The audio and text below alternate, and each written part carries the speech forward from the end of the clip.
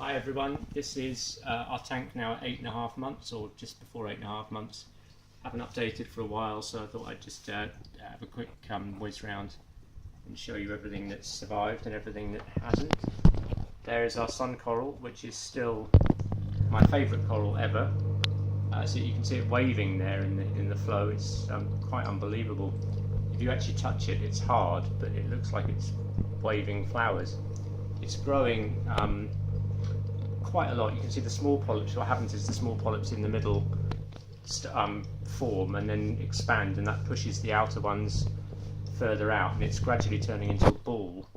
The sides where it was actually fragged have kind of grown over almost now, so you can see that little arch there is where it was fragged, but that's a lot smaller than it used to be. So I'm hoping it's going to grow into a whole ball shape eventually. And that one is our clove coral, which has just expanded on its own and grown. There's a few aptasias actually in there which we can't kill because we don't want to kill the coral at the same time. There's our green moonstone coral, which is one of our originals, and it's still growing slowly. It grows very slowly, but it does grow. Those two big corals at the top there seem to like the position that they're in, with a fair amount of lighting. If we come down, we can see our candy cane, which is in the process of splitting into another head. So we started off with 4 heads on this one about 4 months ago, and we now are just about to have 6. The one on the right at the top back is actually expanding into 2 heads as we speak, and predicts that within about a month it will actually have 2 complete heads on it.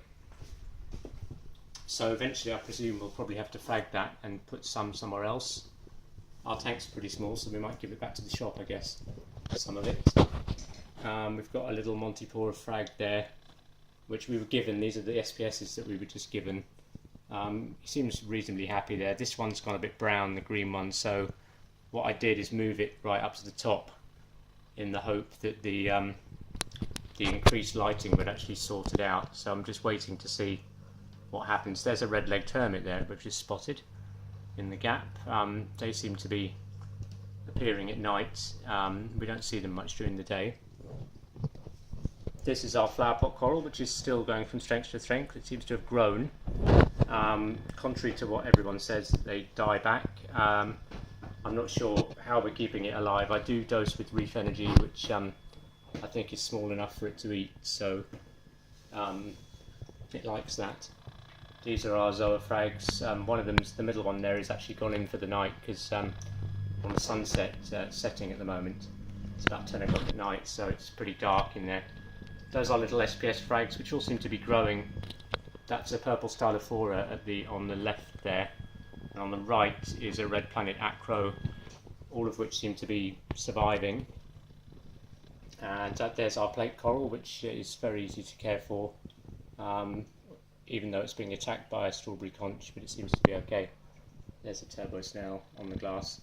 Oh, look, the babies. And here are our baby strawberry conches. What we did is we bought the 2 large strawberry conches. Oh, no, that's strawberry conches, but this one is that's a baby turbo snail. Yeah, the turbo snails occasionally seem to lay eggs. Eggs come out of their body like a sort of great big cloud, and some of them obviously hatch, and so we do have several baby snails, of which you can see they started off literally microscopic in size, and they've grown to that sort of size, and I presume they're going to grow to full size. There's a little Euphelia frag that is now happier and growing. I think it's a branching torch coral or something. I'm not sure exactly which one it is, but that one doesn't like that much our flow. worm has just gone in. Yeah, the worm just disappeared off of the duster, but he seems to be quite happy. It's a hermit. There's another hermit, or is it the same one? And on the left, it's a tiny snail. Another tiny snail. So everything seems to be doing quite well for the size of tank and the age of tank that we've got. Our enemy's still there. Oh, look, there's our dragonette round the front. You can film it. There's our little dragonette, still alive. As long as we keep giving him live food to eat, he seems to be okay. So that is basically our whole tank, apart from our anemone and clowns, which are No, nestling I'm filming them now. at the back. Yeah. So there they are. And that is a nano reef tank and a cat making a lot of noise. But that's our nano reef tank at just over 8 months old. We're hoping it's going to continue to go from strength to strength